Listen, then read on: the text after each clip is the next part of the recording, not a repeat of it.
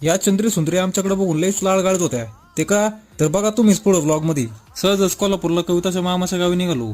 वातावरण भारीच झालं होतं. मग थोडं थांबून चहा घेतला. भर पावसाळ्यात ट्रॅव्हलिंग करताना चहा प्यायची मजाच वेगळी. चारही साईडनी इकडं डोंगर आहेत.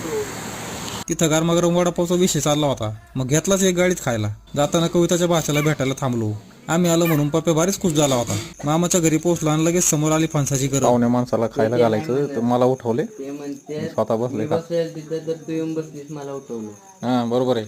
नंतर माझ्यावरचं प्रेम उतू जाऊन मला अनुकडून एक गिफ्ट भेटलं. एक काकवी भेटली आहे आम्हाला खास अनुकडून. जेवणात तर आपला फेवरेट विषय होता. पाहुण्याला कमी नको व्हायला म्हणून आमच्या पत्नी समोरच लक्ष ठेवून होत्या. आमचा मेवना दणकून कालवणवर पित होता आणि समोरच्या चंद्री सुंदरी तर आमच्याकडे बघून लाळ गाळीत होत्या. जेवण झाल्यावर कविताच्या आजोबांसोबत गप्पा मारत बसलो. आता आम्ही मारतो गप्पा आणि तुम्ही करा लाईक आणि सबस्क्राईब.